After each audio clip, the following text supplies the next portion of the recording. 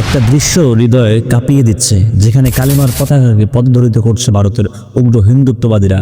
তারা পাকিস্তানের সাথে যুদ্ধ করছে, এটা তাদের সামরিক বা রাজনৈতিক কোনো ব্যাপার হতে পারে, ইস্যু হতে পারে, কিন্তু তারা এমন যেন মুসলমানদের সবার সঙ্গেই তারা যুদ্ধ করছে। তারা পাকিস্তানকে ঘৃণা করছে কারণ তারা মুসলিম জাতি, ঠিক এমনিভাবেও তারা সৌদি আরবকে ঘৃণা করছে কারণ মুসলিম জাতি। এই জন্য তারা কালিমার পতাকাকে পায়ের নিচে অপমানিত করছে, পদদলিত করছে। এটা আমাদের মুসলিমদের হৃদয়ের স্পন্দন, আমাদের বেঁচে থাকা, আমাদের মৃত্যুবরণ করা আবেগ অনুভূতি। এই কালেমার পতাকা, এই পতাকাকে তারা অবমাননা করেছে, এই লা ইলাহা ইল্লাল্লাহকে অবমাননা করেছে। এর প্রতিশোধ অবশ্যই আমাদের নিতেই হবে। তাদের মূল টার্গেট হচ্ছে পাকিস্তানের বিরুদ্ধে যুদ্ধ করা, মানে মুসলমানদের বিরুদ্ধে যুদ্ধ করা। কারণ পাকিস্তান মুসলমানপন্থী হওয়ার কারণে তারা সমগ্র মুসলিম কান্ট্রির উপরে তারা খুব রাগ ঝাড়তেছে। সেই সুবাদে সৌদি আরবের পতাকাকেও তারা অবমাননা করছে।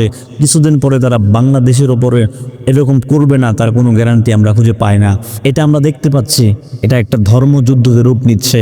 কারণ তার সুস্পষ্ট ভাষায় মুসলমানদের মসজিদ মাদ্রাসাগুলোকে জঙ্গির আখড়া বলে সেখানেই তারা ক্ষেপণাস্ত্র নিক্ষেপ করেছে এবং তারা নিরীহ মা বোনদেরকে অন্যায়ভাবে ক্ষেপণাস্ত্র দিয়ে অত্যাচার করে শহীদ করে দিয়েছে। তাদের মূল লক্ষ্য উদ্দেশ্য মুসলমানদের সাথে লড়াই করা, তারা হিন্দুত্ববাদ, অখণ্ড রাম রাজত্ব কায়েম করা। তাদের সাথে আর ইসরায়েলের সাথে ওরকম কোনো পার্থক্য আমরা খুঁজে পাচ্ছি না। ইসরায়েলের কাজকামের সঙ্গে এই ভারতের কাজকাম একদমই মিলে যাচ্ছে।